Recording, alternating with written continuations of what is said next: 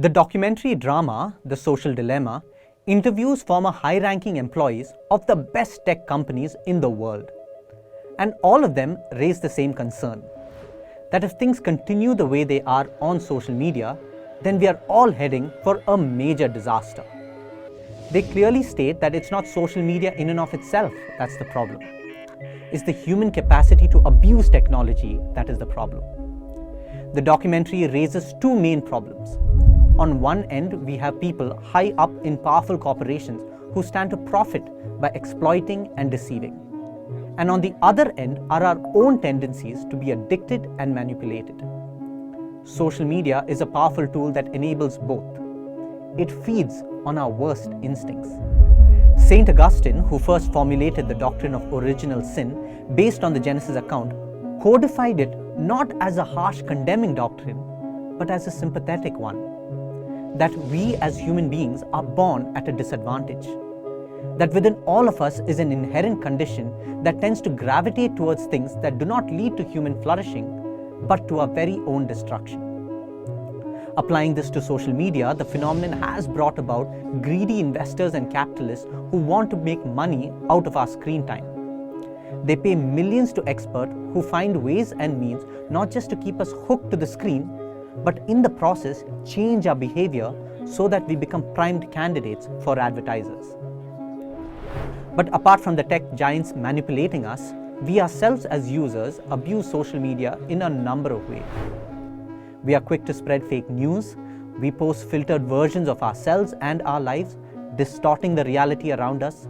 We belligerently bully those who do not agree with our viewpoints, and we waste hours and hours scrolling through feeds that benefits us in no way. So on both ends, we see distortion, deception, manipulation, greed, envy, lust, and a host of other vices which has always been there throughout human history but has been amplified to an unfathomable degree due to the power of technology. Many tech giants think that AI could eventually solve the problem. But the documentary clearly shows that AI can never solve these problems because they are qualitatively of a different type of complexity. Only human beings can solve it. So where does that leave us? Can we go back to a world where we had none of these? Well, we can't. As much as we have these downsides, technology has greatly enhanced our lives in terms of information, communication, education, travel, creativity, and a whole lot more. And once the world changes in such a radical way, there is no going back.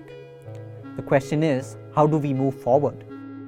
The famous Alcoholics Anonymous prayer goes like this: God grant us the serenity to accept the things we cannot change, courage to change the things we can, and the wisdom to know the difference. What is it that we can change? Well, the documentary outlines a few. On a larger scale, humane foundations and governments are looking into the economics that drives the whole tech industry. They are fighting not to allow ruthless capitalism take over, but to put ethics and laws in place. On an individual level though, here are a few things we can do. Reduce notifications as much as possible. The buzzing of our phone always tempts us to take a peek. Avoid getting into rabbit holes. The algorithms constantly put things that they know you want to click. Do not give AI the power to dictate what you want to watch. Try and be real online. Even one person's authenticity can inspire many. Relook at the concepts of Sabbath and fasting and apply it for technology.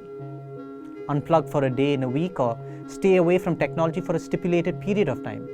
That can make a huge difference. Social media is here to stay, and our actions in the present will determine the future we inhabit for ourselves and for future generations.